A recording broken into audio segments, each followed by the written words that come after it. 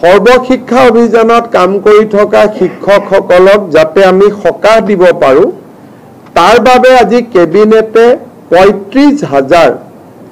নতুন শিক্ষকৰ পদ চৰকাৰত সৃষ্টি কৰি এছএছৰ শিক্ষকসকলৰ বাবে এটা স্পেচিয়েল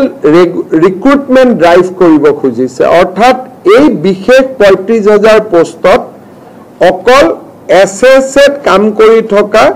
শিক্ষকসকলেহে আবেদন কৰিব পাৰিব আৰু বাকি নিয়মীয়া যিবিলাক পোষ্ট তাত ফ্ৰেছ কেণ্ডিডেট বিলাকে আবেদন কৰিব পাৰিব এই ৩৫,০০০ শিক্ষকে এছএছৰ পৰা আহি চৰকাৰত সোমোৱাৰ লগে লগে সৰ্বশিক্ষা অভিযানত ৩৫,০০০ পোষ্ট বিলুপ্তি হ'ব অৰ্থাৎ সৰ্বশিক্ষা অভিযানৰ ৩৫,০০০ শিক্ষকে স্পেচিয়েল ৰিক্ৰুটমেণ্টৰ বাবে চৰকাৰত আবেদন কৰিব চৰকাৰে তেওঁলোকৰ কাগজ পত্ৰ চোৱাৰ পিছত তেওঁলোকক নিয়োগৰ সুবিধা কৰি দিব চৰকাৰত য'ত এনপিএছ পাব চৰকাৰৰ পে স্কেল পাব ইনক্ৰিমেণ্ট পাব গোটেইবোৰ পাব কিন্তু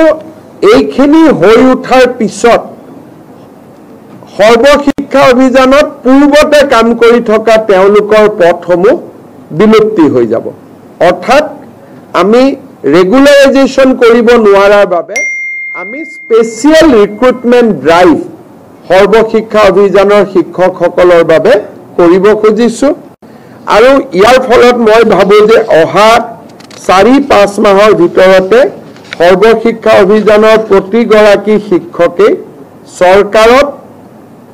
নিযুক্তি পোৱাৰ সম্ভাৱনা মুকলি হ'ব